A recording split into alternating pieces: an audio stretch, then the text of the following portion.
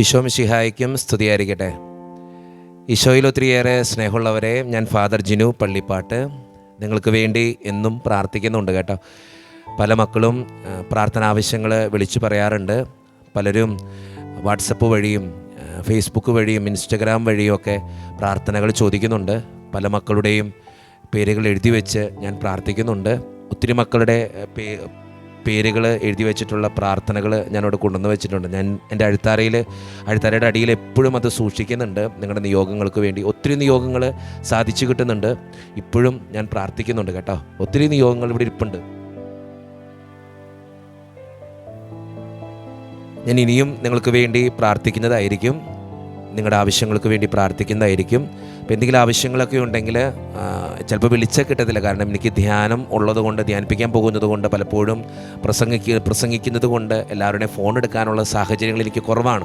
ഞാനതെപ്പോഴും പറയാറുണ്ട്. പക്ഷേ ഒത്തിരി പേരിങ്ങനെ വിളിച്ചിട്ട്, പല പ്രാവശ്യം വിളിച്ചിട്ട് സങ്കടം പറയാറുണ്ട്. അച്ഛാ ഒത്തിരി പ്രാവശ്യമായി വിളിക്കുന്നു, അച്ഛനെ കിട്ടുന്നില്ല.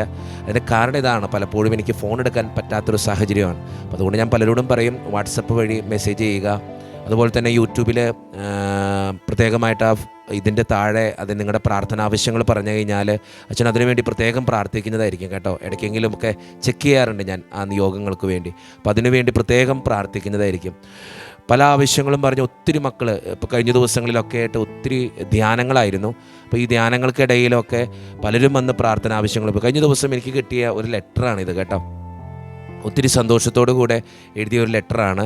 ഒത്തിരി നാൾ പ്രാർത്ഥിച്ചിട്ട് കിട്ടാതിരുന്നൊരു കാര്യം ഞാനൊരു ടോക്കിൽ പറഞ്ഞത് മൂലം അനുസരിച്ചതിൻ്റെ ഫലമായിട്ട് കിട്ടിയതുകൊണ്ടാണ് ആ സഹോദരി ഇതുപോലൊരു ലെറ്റർ എനിക്കായിട്ട് എഴുതുക. എനിക്കൊത്തിരി സന്തോഷം തോന്നി. ആളുടെ പേരൊന്നും പറയാൻ ഞാൻ ആഗ്രഹിക്കുന്നില്ല. പക്ഷേ ഇതുപോലെ ലെറ്റർ വന്നു കഴിഞ്ഞപ്പോൾ എനിക്കൊത്തിരി സന്തോഷമായി. സന്തോഷത്തിന് കാരണം ദൈവത്തെ മഹത്വപ്പെടുത്താൻ ആ സഹോദരി മനസ്സ് കാണിച്ചതിലാണ്. ദൈവത്തിന് സ്തുതി എന്ന് പറഞ്ഞിട്ടാണ് തുടങ്ങുക. എൻ്റെ പേര് അത് പോട്ടെ, അങ്ങനെ പറയുന്നു. അച്ഛാ, ഞാൻ ഒരു വീട്ടമ്മയാണ്, 2 മക്കളുണ്ട്. അവർക്ക് വിവാഹത്തിൻ്റേതായിട്ടുള്ള ബുദ്ധിമുട്ടുകൾ ഉണ്ടായിരുന്നു എന്നൊക്കെ പറഞ്ഞു തുടങ്ങുന്ന ഒരു ലെറ്ററാണ്. അതിനുശേഷം ഞാൻ പറഞ്ഞിരുന്നു 51-ാം സങ്കീർത്തനം ചൊല്ലി പ്രാർത്ഥിക്കണമെന്ന്. പലരും എന്നോട് ഇങ്ങനെ വിളിച്ചു ചോദിക്കുക, അച്ഛാ ഞങ്ങളെന്താ പ്രാർത്ഥിക്കേണ്ടേ, ഇതിൻ്റെ ഒരു വിഷമമാണ്, ഞങ്ങൾ എങ്ങനെയാണ് പ്രാർത്ഥിക്കേണ്ടത് എന്ന് പലരും ചോദിക്കാറുണ്ട്. ഞാൻ അവരോട് പറഞ്ഞു കൊടുക്കുന്നൊരു സങ്കീർത്തന ഭാഗമാണ് 51-ാം സങ്കീർത്തനം. ഭയങ്കര ശക്തിയുള്ള ഒരു സങ്കീർത്തന ഭാഗമാണത്. നിങ്ങളും നിങ്ങളുടെ ജീവിതത്തിൽ ചേർത്ത് വെക്കേണ്ട ഒരു സങ്കീർത്തന ഭാഗം. ഞാൻ എപ്പോഴും പറയും, 51-ാം സങ്കീർത്തനം ചിലപ്പോൾ നമ്മളൊക്കെ പാപികളായ മനുഷ്യരാണ് നമ്മളൊക്കെ. ദാവീദ് രാജാവ്, ദാവീദിൻ്റെ സങ്കീർത്തനാണത്. ദാവീദ് തൻ്റെ ജീവിതത്തിലെ പാപാവസ്ഥകളെ ഓർത്ത് ദുഃഖിച്ചുകൊണ്ട്, തൻ്റെ ജീവിതത്തിലേക്ക് ദൈവമേ നീ കടന്നു വരണേ എന്ന് പ്രാർത്ഥിച്ചുകൊണ്ട്, ചങ്കിടിപ്പോടുകൂടെ ഒത്തിരി വേദനയോടുകൂടെ പ്രാർത്ഥിച്ചൊരു സങ്കീർത്തനമാണത്. അതുകൊണ്ട് തന്നെ നമ്മുടെ ജീവിതവുമായിട്ട് ഒത്തിരി ബന്ധമുണ്ട് ആ സങ്കീർത്തനത്തിന്. എന്നിട്ട് ഈ സഹോദരി പറഞ്ഞു വയ്ക്കുക, 2 മക്കളുടെ ജീവിതത്തിലെ പല പ്രശ്നങ്ങളും പിന്നെ വീട്ടിലെ സാമ്പത്തിക ഞെരുക്കങ്ങൾ, നിരവധി പ്രശ്നങ്ങൾ ഈ കുടുംബത്തിനുണ്ടായിരുന്നു. ഇങ്ങനെ അക്കോട്ട് ഇങ്ങനെ എഴുതിയിട്ടുണ്ട്, 1 2 3 എന്നൊക്കെ പറഞ്ഞ് എഴുതിയിട്ടുണ്ട്. അച്ഛാ, പല പ്രശ്നങ്ങൾക്കുള്ള ഉത്തരം ഞാനിങ്ങനെ അച്ഛൻ പറഞ്ഞത് തൊട്ട്, ഞാനിപ്പോൾ മാസങ്ങൾക്ക് മുമ്പേ പറഞ്ഞിട്ടുള്ള ഒരു സങ്കീർത്തന ഭാഗമാണ്, ഒരു പ്രാർത്ഥന രീതിയാണ്. അപ്പോൾ അത് പറഞ്ഞു കഴിഞ്ഞപ്പോൾ 51-ാം സങ്കീർത്തനം, വേറെ ഒന്നുമില്ല, നല്ലൊരു കുമ്പസാരം നടത്തുക, രാവിലെയും രാത്രിയും 51-ാം സങ്കീർത്തനം ചൊല്ലി പ്രാർത്ഥിക്കുക. ഞാൻ എന്നും പ്രാർത്ഥിക്കുന്ന ഒരാളാണ്. രാവിലെ എഴുന്നേൽക്കുമ്പോൾ 51-ാം സങ്കീർത്തനം ചെല്ലുക, രാത്രി കിടന്നുറങ്ങുന്നതിന് മുമ്പ് നിങ്ങളുടെ നിയോഗങ്ങൾ ഓർത്ത് 51-ാം സങ്കീർത്തനം ചെല്ലുക.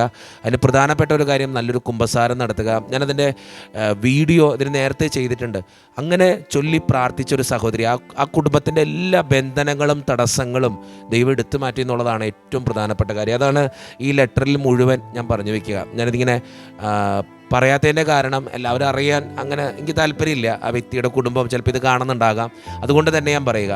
അപ്പോൾ എനിക്ക് ഇതുപോലെ നിരവധി ലെറ്ററുകൾ ദിവസവും വരുന്നുണ്ട് കേട്ടോ. ഇങ്ങനെ അഡ്രസ്സ് തപ്പിപ്പിടിച്ച് ആൾക്കാർ എഴുതും. ഇങ്ങനെ അച്ഛാ ഒത്തിരി നന്ദി, അല്ലെങ്കിൽ പ്രാർത്ഥന ആവശ്യങ്ങളായിട്ട് ഒത്തിരി വരുന്നുണ്ട്, നന്ദി പറഞ്ഞിട്ടും വരുന്നുണ്ട്. ദൈവത്തിന് നന്ദി പറഞ്ഞിട്ടാണ് വരിക. അപ്പം എനിക്ക് നിങ്ങളോട് പറയാനുള്ള കാര്യം, 51-ാം സങ്കീർത്തനം ഒന്ന് ചൊല്ലി പ്രാർത്ഥിക്കുക. പലരും വിളിച്ചിട്ട് പറയാച്ചാ ഇങ്ങനൊരു സങ്കടത്തിലൂടെ കടന്നു പോവുക, ഒരു പ്രാർത്ഥന പറഞ്ഞുതരാമോ.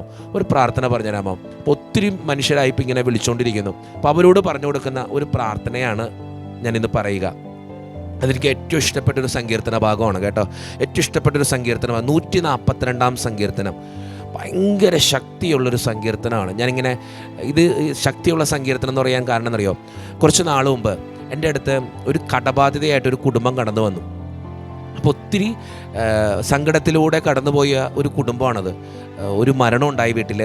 അതോടൊപ്പം തന്നെ ഒരു ആക്സിഡൻറ്റിൻ്റെ ഭാഗമായിട്ടാണ് ആ കുടുംബം മുഴുവൻ ഒത്തിരി വേദനയിലൂടെ ഇങ്ങനെ കടന്നുപോയത്. അപ്പോൾ വീട്ടിലെ ഗ്രഹനാഥൻ തന്നെയാണ് ആക്സിഡൻറ്റിൽ മരണപ്പെടുക. പിന്നെ ആക്സിഡൻറ്റിലൂടെ തന്നെ ആ കുടുംബത്തിൽ ഒത്തിരി കടബാധ്യത വരിക, സ്ഥലത്തിൻ്റെ ഇഷ്യൂസ് വരുന്നു, അങ്ങനെ ഒത്തിരി പ്രശ്നങ്ങൾ വരിക. കാരണം ഈ മനുഷ്യന് മാത്രം ആ കുടുംബത്തിലെ എല്ലാ കാര്യങ്ങളും അറിയത്തുള്ളൂ. അപ്പോൾ മക്കളാണെങ്കിൽ പഠിക്കാൻ പോയിരുന്നു, അവർ നാട്ടിലേക്ക് തിരിച്ചെത്തി. വീട്ടിലെ സാമ്പത്തിക ഞെരുക്കം, മരണത്തിൻ്റെതായിട്ടുള്ള ബുദ്ധിമുട്ട്, അമ്മയാണെങ്കിൽ ഈ സഹോദരൻ്റെ ഭാര്യയാണെങ്കിൽ ഒരു വല്ലാത്തൊരു സാഹചര്യം, അങ്ങനെ ഒത്തിരി സങ്കടപ്പെട്ടിരുന്ന ഒരു സാഹചര്യത്തിൽ അദ്ദേഹത്തിൻ്റെ ഈ കുടുംബത്തെ എന്നൊരു അറിയാവുന്ന വ്യക്തി എൻ്റെ അടുത്തേക്ക് എത്തിച്ചതാണ്. അപ്പോൾ എനിക്കിപ്പോൾ കാണലുകളൊക്കെ, ആൾക്കാരെ കാണാൻ വരലൊക്കെ വളരെ കുറവാണ്. കാരണം എനിക്ക് ധ്യാനത്തിൻ്റെ തിരക്കുള്ളതുകൊണ്ട് എല്ലാവരും കാണാൻ പറ്റാറില്ല. അപ്പോൾ എന്നെ എത്തിച്ചു കഴിഞ്ഞപ്പോൾ ഞാൻ അവർക്ക് വേണ്ടി പ്രാർത്ഥിച്ചിട്ട് ഞാൻ എൻ്റെ മനസ്സ് പറഞ്ഞു, കർത്താവേ, അവർക്ക് കൊടുക്കാൻ പറ്റുന്ന ഒരു സങ്കീർത്തനം എനിക്കൊന്ന് കൊടുക്കാൻ പറ്റണം, അവർക്ക് പഠിപ്പിക്കാവുന്ന ഒരു പ്രാർത്ഥന. കാരണം അവരുടെ അവസ്ഥ വളരെ മോശമാണ്. 2 മക്കളുടെ പഠനം നിലച്ചിരിക്കുന്നു, ഒത്തിരി കടബാധ്യതകൾ, പൈസ കൊടുക്കാനുള്ളവർ, ഈ ഭർത്താവ് മരിച്ചതിലൂടെ ആരും പൈസ കൊടുക്കുന്നില്ല, ഒത്തിരി പ്രശ്നങ്ങൾ വീട്ടിൽ. അപ്പോൾ ആ പ്രശ്നങ്ങളുടെ നടുവിൽ ഞാൻ പറഞ്ഞു, അവർക്കൊരു സങ്കീർത്തനം കൊടുത്തു, 142 സങ്കീർത്തനം. അതിൻ്റെ പ്രാർത്ഥന എന്ന് പറയുന്നത് പരിത്യക്തൻ്റെ പ്രാർത്ഥനയാണ്. ഒത്തിരി തകർന്നു പോയ ഒരു മനുഷ്യൻ്റെ പ്രാർത്ഥന, ജീവിതത്തിലെ പലവിധ വേദനകൾ അനുഭവിക്കുന്ന ഒരു മനുഷ്യൻ്റെ പ്രാർത്ഥന, ഒത്തിരി സങ്കടത്തിലൂടെ കടന്നു പോകുന്ന ഒരു മനുഷ്യൻ്റെ പ്രാർത്ഥനയാണ്. എനിക്ക് നിങ്ങളോട് പറയാനുള്ളതും, ഒത്തിരി തകർന്നൊരു മനുഷ്യനാണോ നീ? ജീവിതത്തിൽ ഒത്തിരി വേദനകൾ നിനക്കുണ്ടോ? ആരാലും പരിഗണിക്കപ്പെടാത്തവനാണോ നീ? ജീവിതത്തിൽ ഇനി മുന്നോട്ട് എങ്ങനെ എന്നുള്ള ചിന്ത നിൻ്റെ മുമ്പിലുണ്ടോ? അങ്ങനെയാണെങ്കിൽ ഈ സങ്കീർത്തനം ഒന്ന് ചൊല്ലി പ്രാർത്ഥിക്കണം. ആ കുടുംബം ഇന്ന് വളരെ സന്തോഷത്തോടു കൂടെ ജീവിക്കുക. കാരണം എല്ലാ കാര്യങ്ങളും അവർക്ക് തിരിച്ചു കിട്ടാൻ തുടങ്ങി. കടബാധ്യതകൾ ദൈവം മാറ്റിക്കൊടുക്കാനുള്ള വഴികൾ തുറന്നു കൊടുത്തു. സ്ഥലം വിൽക്കാനും പിള്ളേരുടെ പഠിത്തവും സ്ഥലത്തിൻ്റെ പ്രശ്നങ്ങളും എല്ലാം മാറ്റി ദൈവം ആ കുടുംബത്തെ അനുഗ്രഹിച്ചെന്ന് വളരെ സന്തോഷത്തോടു കൂടെ ജീവിക്കുക. അതോടൊപ്പം തന്നെ വേറൊരു കുടുംബം ഇതുപോലെ തന്നെ എൻ്റെ അടുത്ത് കടന്നു വന്നു. എന്ന് വെച്ചാൽ ഒരു ബിസിനസ്സിൽ തകർച്ച നേരിട്ടിട്ട് മുമ്പിൽ ആത്മഹത്യ മാത്രമേ ഉള്ളൂ. അങ്ങനെ ഒരു കുടുംബവും എൻ്റെ അടുത്ത് വന്നു. ഞാൻ ഈ സങ്കീർത്തനം പറഞ്ഞു കൊടുത്തു. എൻ്റെ മുമ്പിൽ ഈ സങ്കീർത്തനം ചൊല്ലി പ്രാർത്ഥിച്ചിട്ട് അനുഗ്രഹം കിട്ടിയതുകൊണ്ട് ഞാൻ ഈ സങ്കീർത്തനം ചൊല്ലി പറഞ്ഞു കേൾപ്പിച്ചു കൊടുത്തു. അവരും 142 സങ്കീർത്തനം ചൊല്ലി ഇന്ന് വളരെ സന്തോഷത്തോടെ, ഒരു കേസൊക്കെ ഉണ്ടായിരുന്നവർക്ക് അതൊക്കെ മാറി ദൈവം ഒത്തിരി അനുഗ്രഹിച്ചെന്ന് വളരെ സന്തോഷത്തോടു കൂടി ജീവിക്കാം. അങ്ങനെ പലർക്കും പറഞ്ഞു കൊടുത്ത ഒരു സങ്കീർത്തനമാണ് ഞാൻ നിങ്ങളോട് പറയുക. 142 വളരെ ചെറിയൊരു സങ്കീർത്തന, ആകെ 7 വാക്യങ്ങൾ അതിലുള്ളൂ. നിങ്ങൾ ആ വാക്യങ്ങൾ വായിക്കുമ്പോൾ തന്നെ നിങ്ങൾക്ക് മനസ്സിലാവും അതിൻ്റെ ശക്തി. അതിന് പ്രാർത്ഥന തുടങ്ങുന്നത് തന്നെ എങ്ങനെയാണ്? ഞാൻ ഉച്ചത്തിൽ കർത്താവിനെ വിളിച്ചപേക്ഷിക്കുന്നു, ശബ്ദമുയർത്തി ഞാൻ കർത്താവിനോട് യാചിക്കുന്നു. ഞാൻ ഉച്ചത്തിലാണ് വിളിച്ചു പറഞ്ഞത്, ഒരു നിലവിളിയാണത്, മനസ്സിൻ്റെ സങ്കടമാണത്. ഞാൻ ശബ്ദമുയർത്തി ഞാൻ കർത്താവിനോട് യാചിക്കുക. എന്താ യാചിക്കണേ? അവിടുത്തെ സന്നിധിയിൽ ഞാൻ എൻ്റെ ആവലാദികൾ ചൊരിയുന്നു. ഒരു മനുഷ്യൻ്റെ എല്ലാ തരത്തിലുള്ള ആവലാദികളും ചൊരിയുന്നു. എൻ്റെ ദുരിതങ്ങൾ ഞാൻ അവിടുത്തെ മുമ്പിൽ നിരത്തുന്നു. നമ്മുടെയൊക്കെ ജീവിതത്തിൽ ദുരിതങ്ങളുണ്ട്, ആവലാദികളുണ്ട്, ഇതൊക്കെയുണ്ട്. അങ്ങനെയുള്ള അവസ്ഥകളിലൂടെ കടന്നു പോകുമ്പോഴാണ് ഈ സങ്കീർത്തനം നമ്മുടെ പ്രാർത്ഥനയാക്കിയാണ്ടല്ലോ ഒത്തിരി ശക്തി ഉണ്ടാവും, ഒത്തിരി അനുഗ്രഹമുണ്ട്. ഒത്തിരി മക്കൾക്ക് പറഞ്ഞു കൊടുക്കുന്ന ഒരു സങ്കീർത്തനം. പലരും എന്നെ വിളിച്ചിട്ട് പറയാം, അച്ഛൻ എൻ്റെ കൊച്ചിൻ്റെ കല്യാണം നടന്നിട്ടില്ല, അച്ഛനൊരു സങ്കീർത്തനം അല്ലെങ്കിൽ ഒരു പ്രാർത്ഥന, ഒരു വചനോ പറഞ്ഞുതരോ. പലരും വിളിച്ചു ചോദിക്കുന്നുണ്ട് ഇങ്ങനെ. ഒത്തിരി സാമ്പത്തികം ഞെരുക്കുക, അച്ഛനൊന്ന് വചനം പറഞ്ഞുതരോ. അപ്പം ഞാനിങ്ങനെ പല വചനങ്ങളും വായിച്ചിട്ട് പറഞ്ഞു കൊടുക്കും. അപ്പോൾ അതിൽ പലരും വായിച്ച് പ്രാർത്ഥിച്ച് കിട്ടുന്ന, പലരും വിളിച്ചിട്ട് പറയാം, അച്ഛാ ഇങ്ങനെ പ്രാർത്ഥിച്ചുകൊണ്ട് കിട്ടി. ഇപ്പോൾ ഈ 51 സങ്കീർത്തനം എന്തോരം പേരാന്നറിയോ പ്രാർത്ഥിക്കണേ. അപ്പോൾ എനിക്കതിൽ ഒത്തിരി സന്തോഷമുണ്ട്, ദൈവത്തിനെ മഹത്വപ്പെടുത്തുക. അതോടൊപ്പം തന്നെ ഞാൻ പറഞ്ഞു കൊടുക്കുന്ന പല സങ്കീർത്തനങ്ങളും ഒത്തിരി മനുഷ്യർ പ്രാർത്ഥിക്കുന്നുണ്ട്, അവരുടെ പ്രാർത്ഥനയിൽ ചേർത്ത്. കാരണം വളരെ സിമ്പിളാണ്, നമ്മുടെ മനസ്സിനോടൊക്കെ ചേർന്ന് കിടക്കുന്ന സങ്കീർത്തനമാണ്. അപ്പോൾ എനിക്ക് നിങ്ങളോട് പറയാനുള്ളത്, ഈ 142 സങ്കീർത്തനം നിങ്ങൾ ചൊല്ലി പ്രാർത്ഥിക്കും. 2-ാം വചനം എങ്ങനെയാണ്? അവിടുത്തെ സന്നിധിയിൽ ഞാൻ എൻ്റെ ആവലാദികൾ ചൊരിയുന്നു, എൻ്റെ ദുരിതങ്ങൾ ഞാൻ അവിടുത്തെ മുമ്പിൽ നിരത്തുന്നു. അടുത്ത വചനം എങ്ങനെയാണ്? ഞാൻ തളരുമ്പോൾ എൻ്റെ വഴി അങ്ങ് അറിയുന്നു, ഞാൻ നടക്കുന്ന വഴിയിൽ അവൻ എനിക്ക് കെണി വെച്ചിരിക്കുന്നു. ആരെങ്കിലും നിന്നെ തകർച്ച ആഗ്രഹിക്കുന്നുണ്ടെങ്കിൽ, ആരെങ്കിലും നിന്നെ ബുദ്ധിമുട്ടിക്കുന്നുണ്ടെങ്കിൽ, ആരെങ്കിലും നിന്നെ വേദനിപ്പിക്കുന്നുണ്ടെങ്കിൽ ഈ സങ്കീർത്തനം ചൊല്ലി പ്രാർത്ഥിക്കണം. അടുത്ത വചനം എങ്ങനെയാണ്?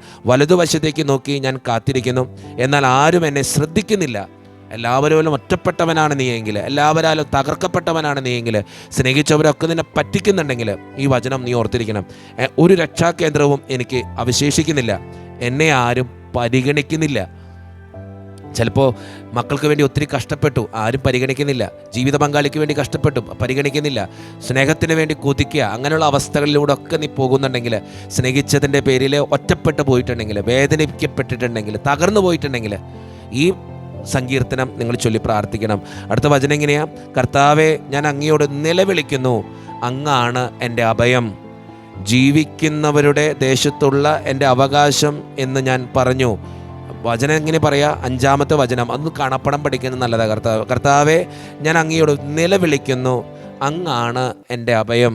നമ്മുടെ അഭയമൊക്കെ ദൈവമാണ്. ആ ദൈവത്തിൽ ആശ്രയിക്കാൻ നമുക്ക് പറ്റിയാൽ ഒത്തിരി അനുഗ്രഹം നമുക്ക് കിട്ടും. ജീവിക്കുന്നവരുടെ ദേശത്തുള്ള എൻ്റെ അവകാശം എന്ന് ഞാൻ പറഞ്ഞു. അടുത്ത വചനം കൂടി നിങ്ങൾ പഠിക്കണം കേട്ടോ. എൻ്റെ നിലവിളി ശ്രദ്ധിക്കണമേ, എന്നാൽ ഞാൻ അങ്ങേയറ്റം തകർക്കപ്പെട്ടിരിക്കുന്നു. എൻ്റെ നിലവിളി ശ്രദ്ധിക്കണമേ, എന്നാൽ ഞാൻ അങ്ങേയറ്റം തകർക്കപ്പെട്ടിരിക്കുന്നു. ചിലപ്പോൾ സ്വയം തകർന്നു പോയതായിരിക്കാം, മറ്റുള്ളവരാൽ തകർക്കപ്പെട്ടവനായിരിക്കാം. നീ തകർന്നവനാണോ? നീ തകർക്കപ്പെട്ടിട്ടുണ്ടോ? നീ ഈ സങ്കീർത്തനം ചൊല്ലി പ്രാർത്ഥിക്കണം. അടുത്ത വചനം എങ്ങനെയാ? പീഡിപ്പിക്കുന്നവരിൽ നിന്ന് എന്നെ രക്ഷിക്കണമേ.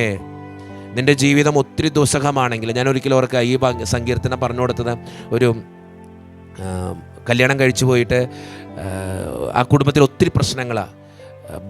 ഈ ഭർത്താവ് വിദേശത്താണ്, ഭർത്താവിൻ്റെ അപ്പനും അമ്മയും ഈ പെൺകുട്ടീനെ ഒത്തിരി വേദനിപ്പിക്കുക.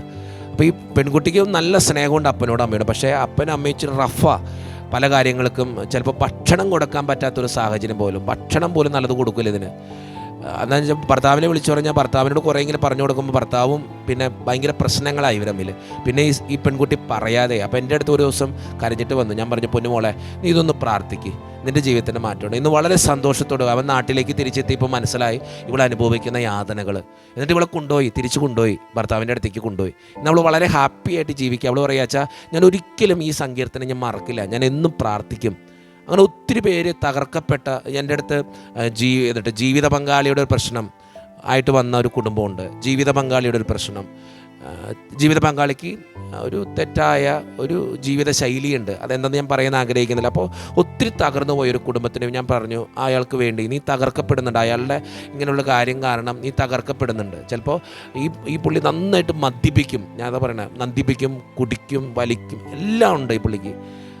അതുമൂലം തകർന്നു പോയൊരു സ്ത്രീ, അവളോട് ഞാൻ പറഞ്ഞു, ആ സ്ത്രീയോട് ഞാൻ പറഞ്ഞു, നീ ജീവിത പങ്കാളിക്ക് വേണ്ടി ഇതൊന്ന് പ്രാർത്ഥിച്ചു നോക്ക്. നീ തകർക്കപ്പെടുന്നൊരവസ്ഥയിൽ നീ ഒന്ന് പ്രാർത്ഥിച്ചു നോക്ക്, നിൻ്റെ ജീവിതത്തിന് മാറ്റണം. അത്രയും ശക്തിയുള്ളൊരു സങ്കീർത്തന. 6-ാമത്തെ വചനം, 142-ാം അധ്യായത്തിൻ്റെ 6-ാമത്തെ വചനം, എൻ്റെ നിലവിളി ശ്രദ്ധിക്കണമേ, എന്നാൽ ഞാൻ അങ്ങേയറ്റം തകർക്കപ്പെട്ടിരിക്കുന്നു. പീഡിപ്പിക്കുന്നവരിൽ നിന്ന് എന്നെ രക്ഷിക്കണമേ, അവർ എൻ്റെ ശക്തിക്ക് അതീതരാണ്. പലപ്പോഴും നമുക്ക് ചെറുത്ത് നിൽക്കാൻ പറ്റാത്ത ചില മനുഷ്യരുണ്ട്. ചില ഭർത്താക്കന്മാരോട് പറഞ്ഞിട്ട് കാര്യമില്ല, ചില അപ്പനമ്മയോടും പറഞ്ഞിട്ട് കാര്യമില്ല, കേൾക്കത്തില്ല. അങ്ങനെയുള്ള സാഹചര്യത്തിൽ നീ ദൈവത്തെ കൂട്ടുപിടിക്കുക. ജീവിതത്തിൻ്റെ പലതരത്തിലുള്ള ബുദ്ധിമുട്ടേറിയ അനുഭവങ്ങളിൽ നീ ദൈവത്തെ കൂട്ടുപിടിക്കുക. ദൈവം നിൻ്റെ കൂടെ ഉണ്ടാവും. ഞാൻ എപ്പോഴും പറയും, ഈ സങ്കീർത്തനം അതുകൊണ്ട് തന്നെ ഒത്തിരി ശക്തിയുള്ളൊരു സങ്കീർത്തനം. നിങ്ങളൊന്ന് ചൊല്ലി പ്രാർത്ഥിച്ചോക്ക്. അടുത്തത് എങ്ങനെയാണ്? തടവറയിൽ നിന്ന് എന്നെ മോചിപ്പിക്കണമേ. നിൻ്റെ ജീവിതം ഒത്തിരി ദുസ്സഹമാണെങ്കിൽ, തടവറയിലാണെങ്കിൽ എന്നെ മോചിപ്പിക്കണമേ. ഞാൻ അങ്ങയുടെ നാമത്തിന് നന്ദി പറയട്ടെ. നീതിമാന്മാർ എൻ്റെ ചുറ്റും സമ്മേളിക്കും, എന്നാൽ അവിടുന്ന് എന്നോട് ദയ കാണിക്കും. ജീവിതത്തിൽ ഒത്തിരിയേറെ വേദനകളിലൂടെ നീ കടന്നു പോകുമ്പോൾ ഈ സങ്കീർത്തനം നീ ചൊല്ലി പ്രാർത്ഥിക്കുക. അതൊരു മനുഷ്യൻ്റെ രോദനമാണ്, ഒത്തിരി തകർന്നു പോയൊരു മനുഷ്യൻ്റെ വേദനയാണ്, ഒരു തകർന്നു പോയ മനുഷ്യൻ്റെ അവസ്ഥയാണിത്. ഈ 142-ാം സങ്കീർത്തനം. തൊട്ടടുത്ത സങ്കീർത്തനം ഭയങ്കര ശക്തിയുള്ള സങ്കീർത്തനമാണ് കേട്ടോ, 143-ാം സങ്കീർത്തനം. ഞാൻ അത് പലർക്കും പറഞ്ഞു കൊടുക്കുന്നൊരു സങ്കീർത്തനമാണ്. ഈ സങ്കീർത്തനം എന്ന് പറയുന്നുണ്ടല്ലോ, അത് പ്രാർത്ഥനയാണ്. പലപ്പോഴും നമ്മുടെയൊക്കെ ജീവിതത്തിൽ ശക്തി പകരുന്ന കണ്ണീരോടെ ഉള്ളൊരു പ്രാർത്ഥനയാണ്. അപ്പോൾ എനിക്ക് നിങ്ങളോട് പറയാനുള്ളത്, ഈ 142-ാം സങ്കീർത്തനം വളരെ ചെറിയൊരു സങ്കീർത്തനം, 7 വാക്യങ്ങളുള്ളൂ. നിങ്ങളുടെ പ്രാർത്ഥനയിൽ അതൊന്ന് ചേർത്ത് വയ്ക്കുക. പ്രത്യേകിച്ച് 5ഉം 6ഉം വാക്യങ്ങൾ എല്ലാ ദിവസവും ഒന്ന് ചൊല്ലി പ്രാർത്ഥിച്ചു നോക്കുക. ഒത്തിരി അനുഗ്രഹം കിട്ടും, ഒത്തിരി കൃപ കിട്ടും, ഒത്തിരി അഭിഷേകം ഉണ്ടാവും. പലപ്പോഴും മറ്റുള്ളവരാൽ തകർക്കപ്പെടുമ്പോൾ, മറ്റുള്ളവരാൽ വേദനിപ്പിക്കപ്പെടുമ്പോൾ, ജീവിതം ഒത്തിരിയേറെ ദുസ്സഹമാകുമ്പോൾ, തകർന്ന അവസ്ഥയിലായിരിക്കുമ്പോൾ, നീ തടവറയിലെന്ന അനുഭവത്തിലൂടെ കടന്നു പോകുമ്പോൾ, മുമ്പിൽ വേറെ വഴികളൊന്നും തെളിയാതെ നിൽക്കുമ്പോൾ, ജീവിതത്തിൽ സ്നേഹിച്ചവരെല്ലാം പറ്റിക്കുമ്പോൾ, വേദനിപ്പിക്കുമ്പോൾ, തകർന്നു പോകുമ്പോൾ, നിൻ്റെ കൂടെയുള്ളവരും ഒത്തിരിയേറെ നിന്നെ പീഡിപ്പിക്കുമ്പോൾ, നീ ഈ 142-ാം സങ്കീർത്തനം ചൊല്ലി പ്രാർത്ഥിക്കണം കേട്ടോ. ഒത്തിരി അനുഗ്രഹം ഉണ്ടാവും, ഒത്തിരി കൃപയുണ്ടാവും. ദൈവം നിൻ്റെ നിലവിളി കേട്ട് നിന്നെ അനുഗ്രഹിക്കും. ജീവിതത്തിൽ ഒത്തിരിയേറെ വേദനയിലൂടെ കടന്നു പോകുന്ന വ്യക്തിയാണ് നീയെങ്കിൽ ഈ സങ്കീർത്തനം നിൻ്റെ പ്രാർത്ഥനയാകട്ടെ. എനിക്ക് നിങ്ങളോട് പറയാനുള്ള കാര്യം, ഇത് മറ്റുള്ളവർക്ക് കൂടി ഒന്ന് ഷെയർ ചെയ്ത് കൊടുക്കണം കേട്ടോ. ഒത്തിരി മക്കൾ നരകയാതനയൊക്കെ അനുഭവിക്കുന്നുണ്ട്. പലരും വന്ന് പറയുമ്പോൾ എനിക്ക് സങ്കടം തോന്നാറുണ്ട്. പലരുടെയും വേദനകൾ കേൾക്കാൻ എനിക്ക് നേരം കിട്ടാറില്ല. അതാണ് ഏറ്റവും വലിയ പ്രശ്നം. പക്ഷേ ഞാൻ പറയും, ഞാനിങ്ങനെ വീഡിയോ ഇടുമ്പോൾ നിങ്ങളൊന്ന് കേൾക്കണം, അതിനു വേണ്ടി ഒന്ന് പ്രാർത്ഥിക്കണം. പല അനുഭവം, ചിലപ്പോൾ എൻ്റെ രോഗത്തിന് കിട്ടുന്ന ചിലപ്പോൾ ഒരു മരുന്നായിരിക്കും അത്. എല്ലാ മരുന്നുകളും എല്ലാ രോഗത്തിനും പറ്റില്ല. പനിക്ക് നമ്മൾ ഡോക്ടറെ കാണാൻ ചെല്ലുമ്പോൾ പനിക്കുള്ള മരുന്ന് കൊടുക്കണേ. അപ്പോൾ ചിലയിടത്ത് ചുമയ്ക്കുള്ള മരുന്ന് കൊടുക്കണ്ടേ, അല്ലാണ്ട് ചുമയായിട്ട് ചെല്ലുമ്പോൾ പനിക്കുള്ള മരുന്ന് കൊടുക്കാൻ പറ്റത്തില്ല. അപ്പം മരുന്നുകൾ തമ്മിൽ വ്യത്യാസമുണ്ട്. അപ്പോൾ നിൻ്റെ അവസ്ഥ ചിലപ്പോൾ ഈ പ്രാർത്ഥനയിൽ, ചിലർ വിചാരിച്ചാൽ ഞാൻ 51-ാം സങ്കീർത്തനം എല്ലാ ദിവസവും ചെല്ലുന്നുണ്ട് പക്ഷേ കിട്ടുന്നില്ല. ചിലപ്പോൾ അവൻ്റെ ജീവിതത്തിന് വേണ്ട പ്രാർത്ഥന ശൈലി വേറെ ആയിരിക്കാം. അപ്പം എനിക്ക് വീഡിയോ ഇടാൻ നേരം കിട്ടാറില്ല. എങ്കിലും മാസത്തിലൊരിക്കലെങ്കിലും മാസത്തിൽ 2-3 ഒരിക്കൽ വീഡിയോ ഒക്കെ ചെയ്യാൻ പരിശ്രമിക്കാറുണ്ട്. എപ്പോഴും കിട്ടാറില്ല, എങ്കിലും ഞാൻ ചെയ്യാനായിട്ട് പരിശ്രമിക്കും. അപ്പോൾ നീ പറ്റാവുന്ന സങ്കീർത്തനങ്ങളൊക്കെ ചൊല്ലി പ്രാർത്ഥിക്കുക. ദൈവം ഇടപെട്ട് നിൻ്റെ ജീവിതത്തെ മാറ്റം വരുത്തി നിന്നെ അനുഗ്രഹിക്കും കേട്ടോ. അപ്പോൾ അതുകൊണ്ട് എന്നെ കേട്ടുകൊണ്ടിരിക്കുന്നവർ, ഇത് പറ്റുമെങ്കിൽ എല്ലാവർക്കും ഒന്ന് ഷെയർ ചെയ്യുക. അത് ചെയ്യാൻ പറ്റുന്നത് നല്ലൊരു ഉപകാരമാണ്. മറ്റുള്ളവരുടെ ജീവിതത്തിൽ നിനക്കൊരു ആശ്വാസം കൊടുക്കാനായിട്ട് നിനക്ക് പറ്റും. അതുകൊണ്ട് ഈ 142-ാം സങ്കീർത്തനം ഒന്ന് ചൊല്ലി പ്രാർത്ഥിക്കുക. 143-ാം സങ്കീർത്തനവും ഭയങ്കര ശക്തിയുള്ള പ്രാർത്ഥനയാണ്. അത് കാരുണ്യത്തിന് വേണ്ടിയുള്ള പ്രാർത്ഥനയാണ്. അതിന് പിന്നീട് ഒരിക്കൽ ഞാൻ പറഞ്ഞോളാം കേട്ടോ. അപ്പം അതുകൊണ്ട് നിങ്ങളുടെ ജീവിതത്തിൽ തകർക്കപ്പെടുന്നവനാണ് നീയെങ്കിൽ, വേദനിക്കുന്നവനാണ് നീയെങ്കിൽ, തകർന്നു പോയിട്ടുണ്ടെങ്കിൽ, ഇനി മുമ്പിൽ വേറെ വഴികളൊന്നും ഇല്ല എങ്കിൽ, കണ്ണീരോടുകൂടെ നിൻ്റെ പ്രാർത്ഥന ഈ 142-ാം സങ്കീർത്തനാകട്ടെ. നിൻ്റെ ജീവിതത്തിൽ മാറ്റം ഉണ്ടാവും, അനുഗ്രഹം ഉണ്ടാവും. ഞാനും നിനക്ക് വേണ്ടി പ്രാർത്ഥിക്കും കേട്ടോ. സഹോദര സഹോദരി, വിഷമിക്കരുത്. ദൈവമുണ്ട് കൂട്ടിന്. ആരുമില്ലെങ്കിലും ദൈവമുണ്ട് കൂട്ടിന്. വിശുദ്ധ യോഹന്നാന്റെ സുവിശേഷം 14-ാം അധ്യായം 1-ാം തിരുവചനം നിങ്ങൾക്കറിയാലോ. നിങ്ങളുടെ ഹൃദയം അസ്വസ്ഥമാകരുത്. ദൈവത്തിൽ വിശ്വസിക്കുവിൻ, എന്നിലും വിശ്വസിക്കുവിൻ. ദൈവത്തിൽ വിശ്വസിക്കുക, എല്ലാത്തിനും മാറ്റം ഉണ്ടാവും. ദൈവം കരുണാവാരിധിയായൊരു ദൈവ, അനുഗ്രഹങ്ങൾ ചൊരിയുന്നൊരു ദൈവം. ആ ദൈവം നിൻ്റെ ജീവിതത്തിന് എല്ലാ കാര്യത്തിലും മാറ്റം വരുത്തും, നിന്നെ അനുഗ്രഹിക്കും. വിഷമിക്കാതെ ദൈവത്തിൻ്റെ അടുത്തിരിക്കുക കേട്ടോ. എത്ര സങ്കടം ഉണ്ടെങ്കിലും ദൈവത്തോട് പറഞ്ഞാൽ മതി, ദൈവം മാറ്റിത്തരും. അതുകൊണ്ട് സങ്കടപ്പെടുന്ന തകർന്നൊരവസ്ഥയിലാണ് നീ ജീവിക്കുന്നതെങ്കിൽ ദൈവത്തിൻ്റെ അടുത്തിരിക്കുക. അച്ഛൻ നിങ്ങൾക്ക് വേണ്ടി പ്രാർത്ഥിക്കും. നിങ്ങൾക്ക് എന്തെങ്കിലും പ്രാർത്ഥനാ നിയോഗങ്ങളുണ്ടെങ്കിൽ ഈ വീഡിയോയുടെ അടിയിൽ കമൻറ്റ് ചെയ്താൽ മതി. അത് ഫേസ്ബുക്കിലാണെങ്കിലും അതുപോലെ തന്നെ യൂട്യൂബിലാണെങ്കിലും അതിൻ്റെ അടിയിൽ കമൻറ്റ് ചെയ്താൽ അച്ഛൻ പ്രത്യേകമായിട്ട് അത് നോക്കുന്ന നേരത്ത് അതിനു വേണ്ടി പ്രത്യേകം പ്രാർത്ഥിക്കുന്നതായിരിക്കും കേട്ടോ. അപ്പോൾ എല്ലാവർക്കും ദൈവത്തിൻ്റെ അനുഗ്രഹം ഉണ്ടാകട്ടെ എന്ന് പ്രാർത്ഥിക്കുന്നു. ഈ വീഡിയോ കേൾക്കുന്നവർ മറ്റുള്ളവർക്ക് കൂടി ഒന്ന് ഷെയർ ചെയ്യണമേ എന്ന് പ്രത്യേകമായിട്ട് അപേക്ഷിക്കുന്നു. നിങ്ങളുടെ പ്രാർത്ഥനയിൽ എന്നെയും കൂടി ഒന്ന് ചേർത്ത് വയ്ക്കുക. നിങ്ങൾക്ക് വേണ്ടിയും ഞാൻ പ്രാർത്ഥിക്കുന്നതായിരിക്കും. നമുക്കിനിയും കണ്ടുമുട്ടാം. ദൈവം നിങ്ങളെ സമൃദ്ധമായിട്ട് അനുഗ്രഹിക്കട്ടെ എന്ന് പ്രാർത്ഥിക്കുന്നു. ഓർക്കുക, നീ തകർക്കപ്പെട്ടവനാണെങ്കിൽ, തകർന്നു പോയവനാണെങ്കിൽ, ഒത്തിരിയേറെ തകർന്ന അനുഭവങ്ങൾ നിൻ്റെ ജീവിതത്തിലുണ്ടെങ്കിൽ ഈ സങ്കീർത്തനം 142-ാം സങ്കീർത്തനം ചൊല്ലി പ്രാർത്ഥിക്കണം കേട്ടോ. ദൈവം നിന്നെ എടുത്തുയർത്തി നിന്നെ അനുഗ്രഹിക്കും. നിൻ്റെ അഭയമായ ദൈവം നിന്നെ കാത്തു സൂക്ഷിക്കും. നിന്നെ എല്ലാ രീതിയിലും കൊണ്ടു നടക്കും.